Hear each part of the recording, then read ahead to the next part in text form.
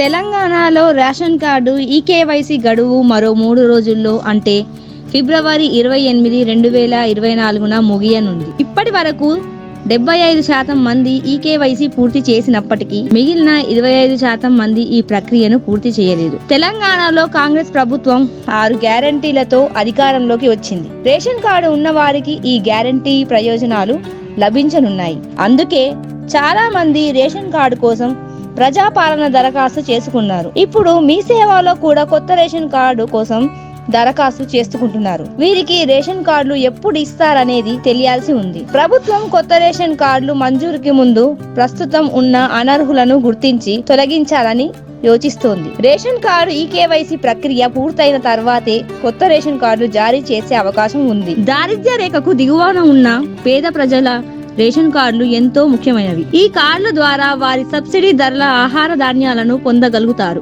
అయితే ఈ కార్డులను మరింత పారదర్శకంగా మరియు లక్ష్యంగా చేయడానికి కేంద్ర ప్రభుత్వం ఈకేవైసీ ప్రక్రియను తప్పనిసరి చేసింది. రేషన్ కార్డు ఆధారంగా పలు ప్రభుత్వ పథకాలకు లబ్ధిదారులను ఎంపిక చేస్తారు. లబ్ధిదారులు రేషన్ షాపుల్లో వేలిముద్రలు వేసి ఈకేవైసీ పూర్తి చేసుకోవాల్సి ఉంటుంది.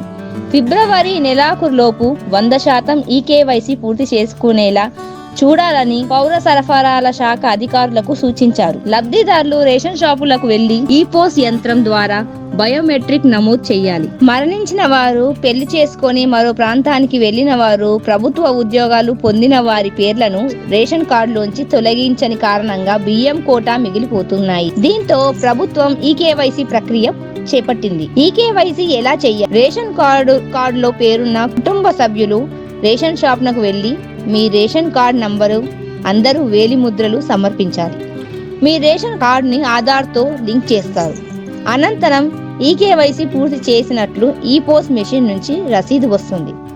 రేషన్ కార్డుకు కలిగిన వాళ్ళు రాష్ట్రంలో ఏ రేషన్ షాపు వద్దనైనా ఈకేవైసీ పూర్తి చేయవచ్చు. కుటుంబ సభ్యులు అందరూ ఒకేసారి వెళ్లి వేలిముద్రలు వేయాల్సిన అవసరం లేదు, అధికారులు తెలిపారు.